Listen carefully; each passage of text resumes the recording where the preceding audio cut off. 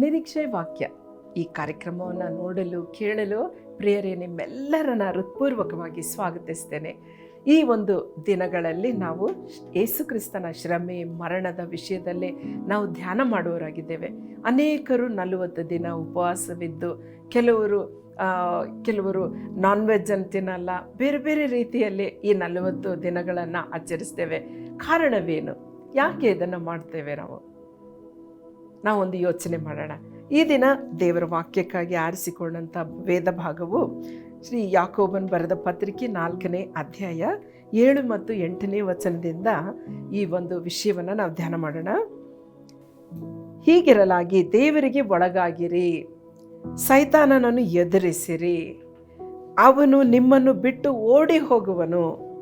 ದೇವರ ಸಮೀಪಕ್ಕೆ ಬನ್ನಿರಿ, ಆಗ ಆತನು ನಿಮ್ಮ ಸಮೀಪಕ್ಕೆ ಬರುವನು. ಪಾಪಿಗಳೇ, ನಿಮ್ಮ ಕೈಗಳನ್ನು ಶುಚಿ ಮಾಡಿಕೊಳ್ಳಿರಿ, ಎರಡು ಮನಸ್ಸುಳ್ಳವರೇ ನಿಮ್ಮ ಹೃದಯಗಳನ್ನು ನಿರ್ಮಲ ಮಾಡಿಕೊಳ್ಳಿರಿ ಅಂತ ಈ ವಾಕ್ಯದಲ್ಲಿ ನಾವು ನೋಡ್ತೇವೆ.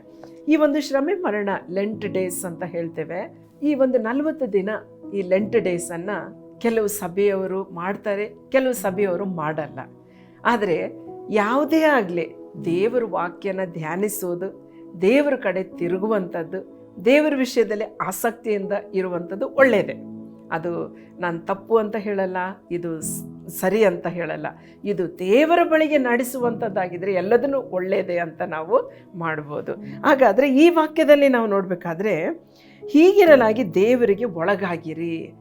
ನಾವು ಈ ಒಂದು ಯೇಸು ಸ್ವಾಮಿ 40 ದಿನ ಉಪವಾಸ ಇದ್ದಾಗ ಆತನು ತನ್ನ ಸೇವೆಯನ್ನು ಆರಂಭಿಸುವುದಕ್ಕಿಂತ ಮುಂಚೆ ಸೈತಾನನು ಕೂಡ ಯೇಸು ಸ್ವಾಮಿನ ಶೋಧಿಸಿದ.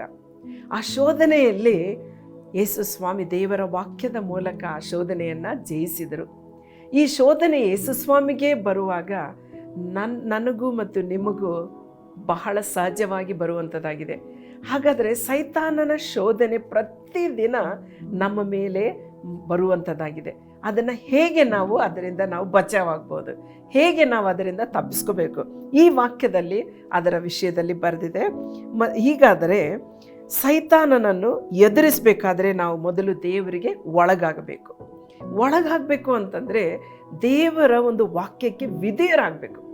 ದೇವರು ನಮ್ಮೊಳಗೆ ಇರುವಾಗ, ಆತನ ವಾಕ್ಯಗಳು ನಮ್ಮೊಳಗಿರುವಾಗ, ಸೈತಾನನು ನಮ್ಮನ್ನು ಶೋಧಿಸುವಾಗ ಆ ವಾಕ್ಯವೆಂಬುದನ್ನು ನಾವು ಹೇಳುವಾಗ ಯೇಸು ಸ್ವಾಮಿಗೆ ಹೇಳ್ತಾನೆ, ಈ ಒಂದು ಕಲ್ಲನ್ನು ರೊಟ್ಟಿ ಮಾಡಿ ಬ್ರೆಡ್ ಮಾಡಿ ತಿಂದುಬಿಡು ಅಂತ ಹೇಳ್ತಾರೆ.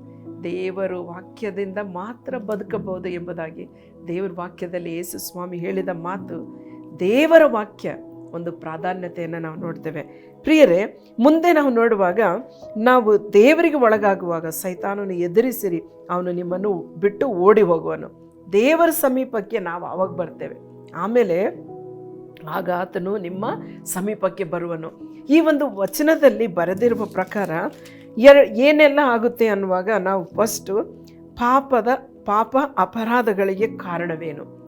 ಪಾಪ ಅಪರಾಧಗಳಿಗೆ ಕಾರಣ ಏನು ಅಂತಂದರೆ, ಸೈತಾನನು ನಮ್ಮನ್ನು ಶೋಧಿಸುವಾಗ, ಅವನ ಶೋಧನೆಗೆ ನಾವು ಒಳಗಾಗುವಾಗ ನಾವು ಅಪರಾಧವನ್ನು ಮಾಡುವರಾಗಿದ್ದೇವೆ. ಹಾಗಾದರೆ ಪಾಪ ಅಪರಾಧಗಳಿಂದ ಬಿಡುಗಡೆ ಹೇಗೆ ಎಂಬುದಾಗಿ ನಾವು ನೋಡುವಾಗ 4 ಸ್ಟೆಪ್ಸ್ ಇವೆ.